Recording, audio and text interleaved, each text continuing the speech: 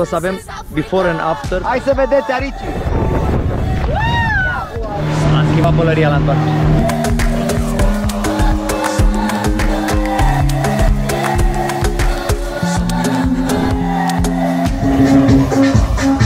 Sărbătorim românește! Pasărea! Noi suntem mulți!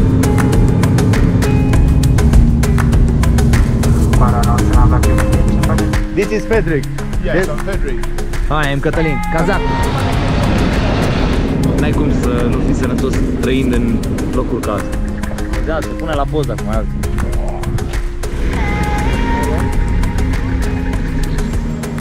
Because now we are here. Trebuie să fii aici.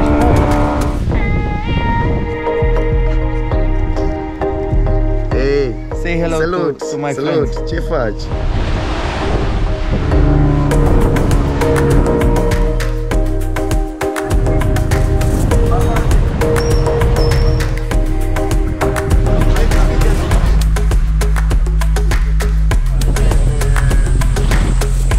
Moluscă.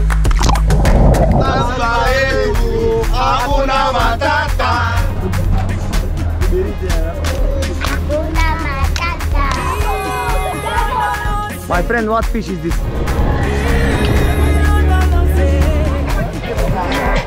Cam așa arată.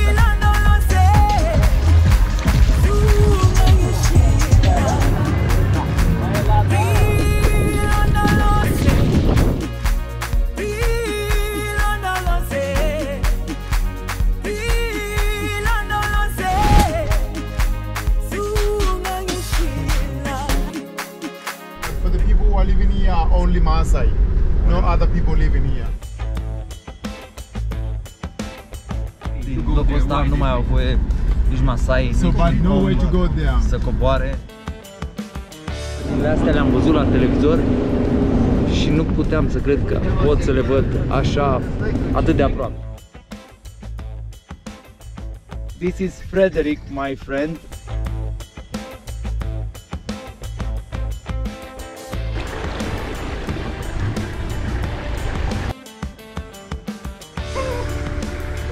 Wow! Excepțional! Mamă, cât de mare e! Excepțional cum stau toate animalele astea și conviețuiesc împreună.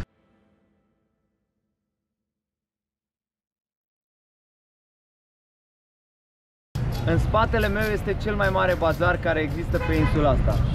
Am evitat să ajung aici decât în momentul în care mai am foarte puțin bani. De ce vă dați seama? Pentru că eu sunt unul care își cumpără tot timpul jucării. Și dacă găsesc jucării care să-mi placă, o să mi le cumpăr. Problema este că nu am cum să le duc acasă de aici. Așa că am puțin bani aici, de ce putem să cumpărăm. Pe lângă asta sunt foarte multe fructe de mare proaspete. Aici vedem cum arată viața oamenilor ăștia, cum mănâncă, de unde mănâncă, cum arată o piață, un bazar la ei. Hai! Ce mâncăm noi aici pe insula asta este proaspăt. Dar nu vreau să văd cum mirosea. Hakuna matata, welcome Zanzibar. Bine că nu e în grămădeală. O să-l aduc în România.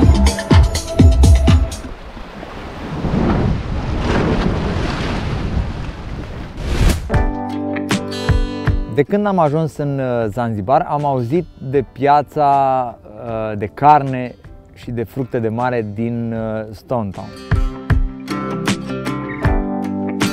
Am mai fost în Stone Town, doar că nu am apucat niciodată până acum să văd exact cum arată piața asta. O oră și un pic a durat până am ajuns acolo, până am intrat în oraș și undeva la 2 ore până am parcat mașina. Mașina o parchez vis-a-vis unde este o parcare. Dar când spun parcare, nu este parcare cum te gândești că e la noi, ceva trasat. Intri într-un hău, într-o groapă mare, așa, te parchezi oriunde vrei tu să te parchezi, după ce te-ai parcat. Vine o doamnă la tine și cere bani pe parcare. Din pământ, din iarbă verde. Cât o știa tu că stai acolo? Cum a funcționat chestia aia, n-am înțeles exact. Ideea este că a cerut bani de parcare, noi am plătit aveam treaba acolo, așa că n-am stat pe gând. Uite, stick de aici cumpărăm. Sorry, brother. I'm sorry. We can have a look spicy. Hey, video. Yeah, video. Good.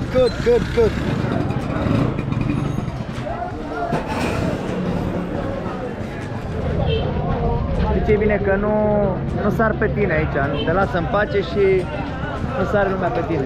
Am intrat în așa zisa piață, dar până în piață, locul în jur, e un talcioc, un bazar, este o chestie în care toată lumea încearcă să-ți vândă ceva.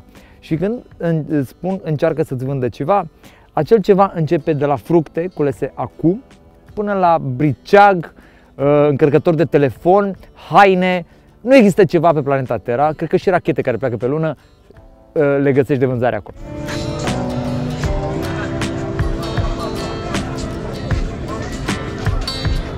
Mi-e greu să vă spun cum miroase aici. Adică găsești de toate, de la fructe, la legume, la condimente. Și despre celelalte mirosuri nu o să vă povestesc pentru că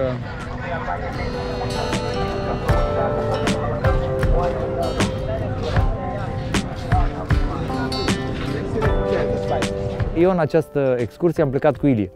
Ilie a fost cameramanul meu, o să-l vedeți și pe el pe filmare. N-a pus mâna în viața lui pe o cameră, dar l-am învățat eu cum se filmează. Așa că eu și Ilie am plecat amândoi să vedem cum arată piața de carne din Stone Town.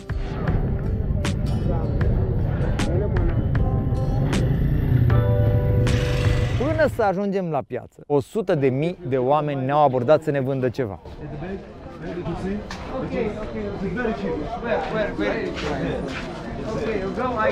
I go pole, Te omoară ăștia, bă. Noi cumva încercând să ocolim, să fugim, am ajuns într-o parte unde se vindeau mirodenii. Partea bună este că mirosea senzațional.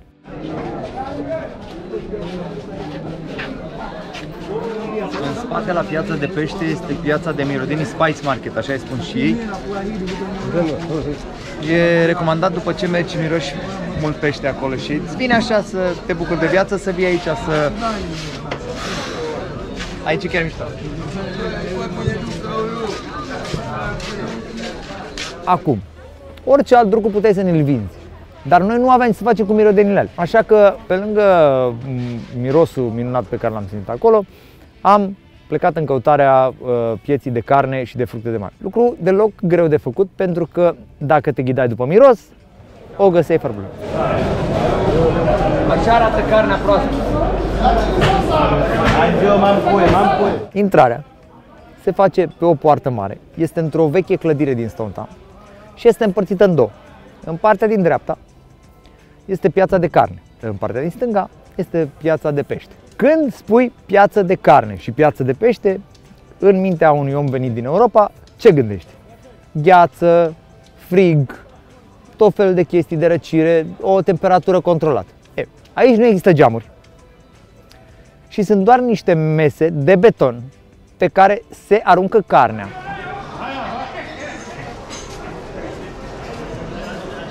Carnea este tăiată de niște domni respectabili care mai mult sau mai puțin au înțeles sau n-au înțeles normele de igienă respectate în Europa.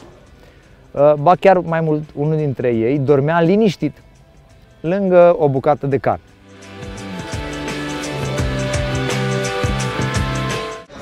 Să nu mai aud vreodată că facem mofturi acasă, că nu e ok, nu e curat.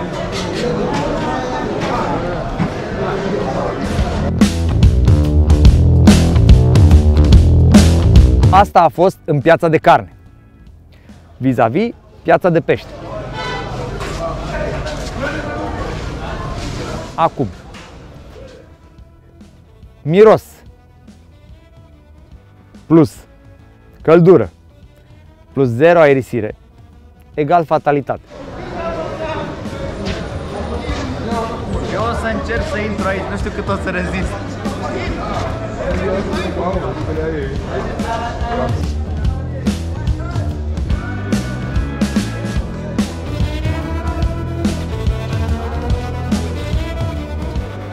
Și am văzut eu cum arată de fapt piața de pește din Zanzibar și cum cumpără lumea și cum poate să te supraviețuiască fără să-și pună probleme. Muște. Deci, cred că muștele mureau acolo de la mirosul de la pește. Nu e, cam așa era se întâmplă.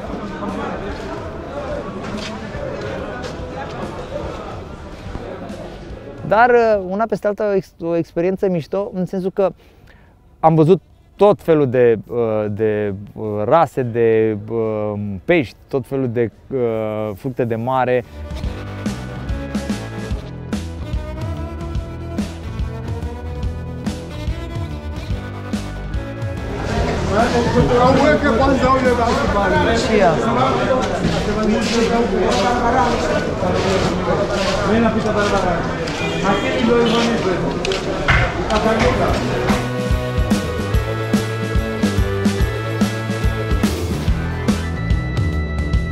Eu m-am gândit, zic, ok, n-au oamenii ăștia curent pentru că știm că deja n-au curent. Eram de ceva timp pe insulă, știam că e o problemă cu curentul. Și atunci am zis, bă, 100% găsesc ăștia o soluție. Din moment ce niște rezervoare mari, apă, nu exista nici apă, nu exista nimic. Era unul care stătea cu picioarele pe o masă, mai tăia la fructe de mare, mai își tăia și unghiile, mai era totul.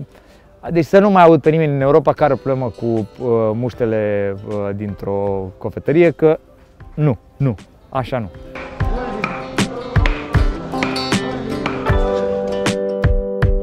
După ce am terminat cu experiența din piața de pește și de carne, am vrut să cumpărăm și noi ceva. Pentru că nu mă puneam acum să cumpăr niciun pește, nici o carne, nu aveam de ce să cumpăr.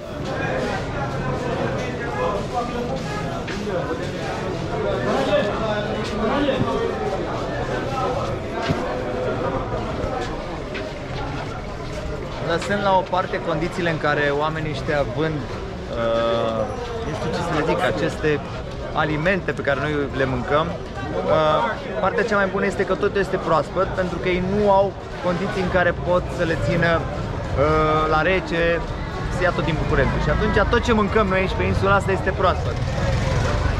Dar nu vreau să vă zic cum mirosea.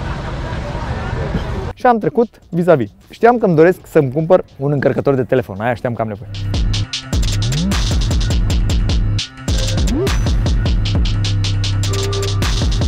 Problema este că până să ajung să-mi cumpăr încărcător, mi-am cumpărat un briceag, poate chiar două, dar de ce nu trei? How much? One? 10,000. One shoulder. Two? 10,000. I give you two. 10,000 for two. Okay? 10 if you want 10, okay. Schizzac qua mi cucciana nao. Schizzac come cucciana nao. Thank you, my friend. Thank you. Hey. Ce vrei mă și tu curea? Hai. Hai. Am ajuns până la încărcător să-mi cumpăr și niște sticuri, că aveam nevoie. Și niște carduri de memorie. Problema este că oamenii ăia vând, ei nu știu ce vând. Eu nu știu de unde iau marfa aia. Eu cred că se mai prăbușește din când în când cu un avion și ce găsesc ei acolo vând. Pentru că ei mi-au vândut mie niște sticuri de memorie care costau în mod normal în Europa, unde le găsești pe toate gările, de 10 ori atât. 1, 2,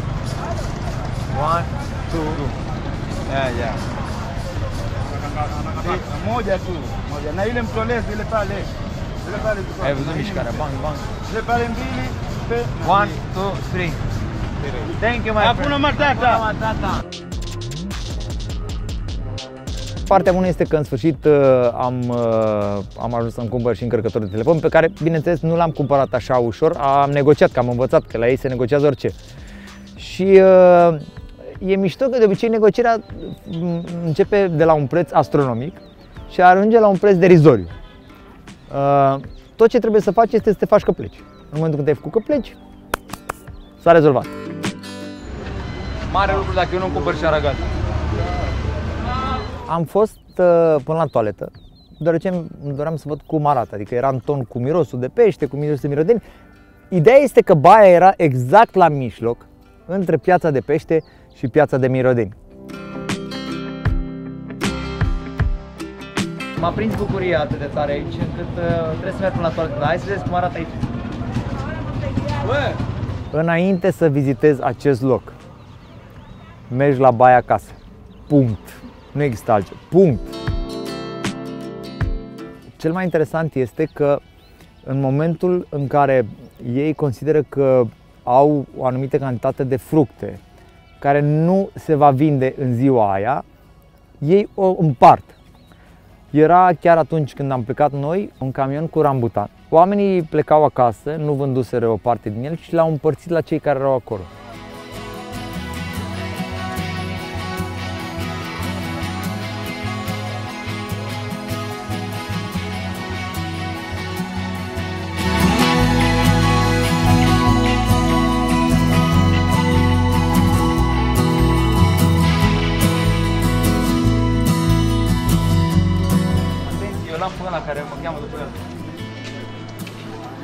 După ce mi-am cumpărat încărcător, mi-am adus aminte că venisem cu un ghiozdan și nu mai aveam acel ghiozdan din motive ușor de înțeles. Așa că am început să-mi caut ghiozdan. Acolo funcționează așa. Tu te duci la primul loc în care crezi că ai găsit lucru pe care ți-l dorești și întrebi cât costă ghiozdanul ăla. După ce ai întrebat acest lucru, urmează ca încă 20 ceva de oameni să vină să-ți ofere același lucru la un preț mai mic decât ți l-a spus cel pe care l-ai întrebat. Și tot așa, cu cât intri mai mult în bazar, cu atâta prețul scade. Deci la începutul bazarului e un preț, cu cât mergi mai în față, prețul scade. Hai mai aproape. Pe noi ne agățase unul care a zis că el are depozitul de ghiozdan și ne-a dus mai înăuntru la un magazin care avea doar ghiozdan.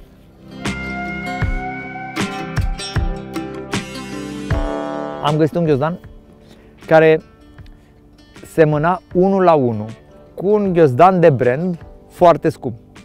Acum, eu sunt convins 100% că cei de la brandul respectiv n-au nicio idee de acel ghiozdan pe care eu l-am cumpărat.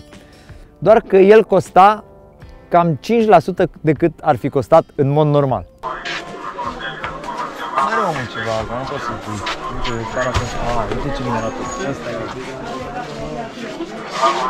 Hai, acum să nu pare entuziasmat de asta.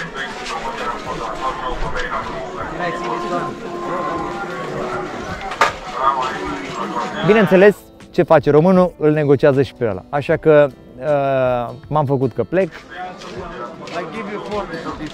Tell your father. 40. No. Tell your father. 40 US dollar. Good. It is 75, you understand me? $75? No, 75,000 shillings. Yes, and I give you 40. No. If you take this, you don't see it. No. I like this. Yes, but no. It is 40. No, I don't like this. I like this. I like that. For sure, yes.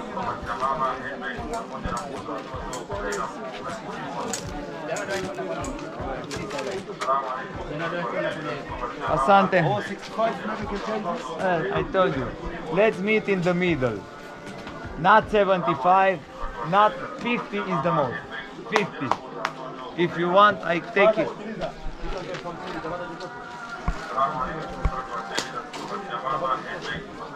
Tell me I am going. Okay, 55. No. Hey, my friend. 50. Okay, 50. Dar până la urmă am reușit să iau ghiozdanul la prețul tradus în bani românești undeva la 60 de lei. Prețul ghiozdanului este de 500 de euro. Mulți văd, puțin pricep și nimeni nu înțelege. Sunt foarte multe locuri mișto, sunt foarte multe locuri frumoase.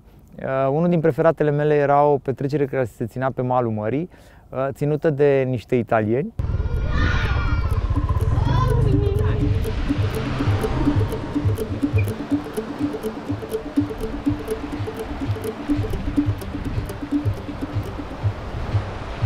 A little party, kill nobody. Spunea o vorbă. Acolo era un pic mai liniște decât la noi, pentru că se întâmpla pe zi și tot timpul era un loc plăcut în care îmi plăcea să mă duc. Asta e mișto la noi românii, că ne împrietenim foarte repede. Ăsta e prietenul meu, Ale. The best DJ, the best DJ. O să-l aduc în România. I will bring you to Romania. This is for my TV show. Să vă arăt de unde pune el muzică, cum se vede. DJ-ul a rămas și mi este bun prieten și acum. Este un DJ din Italia care pune muzică în Ibiza. Am și ținut petreceri împreună după aceea. Cred că după ce se va termina chestia asta cu pandemia, mi-a promis că vine în România, așa că cine știe ce petreceri vom ține și pe aici.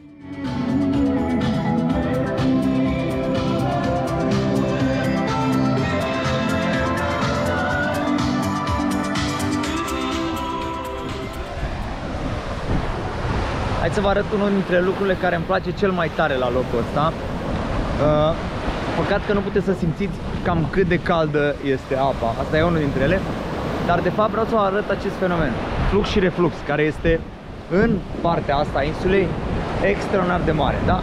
Deci acum așa arată apa când este sus, da?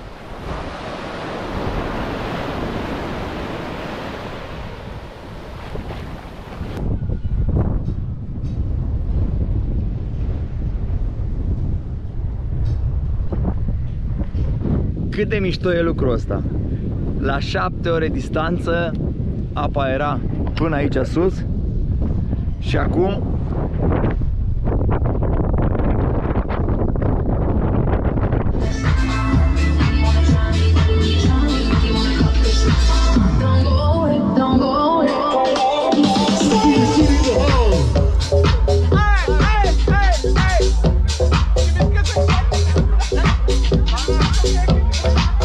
rămâneți cu mine, nu o să vă pare rău, o să descoperim această insulă împreună. Hai să vă arăt echipajul meu de dimineață. Hello, șef! Hello!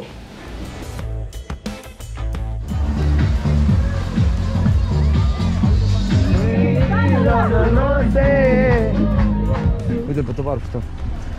Salut! Salut! Hai bă, Gianni! Nu e departe de clasa în care am învățat eu. Și hai să ne împărțim echipele. Eu iau o echipă, cine mai ai? Vladimir e echipă și hai să ne punem pariurile. Care echipă bate pe care? Nu există? Cați scoată de găină în apărare. Nu am făcut echipele locale. Pe cei mai buni jucători, ia uite, ăștia. Living, tell something for my friends back home. Goodbye, my friend, Kazakh, the one and only.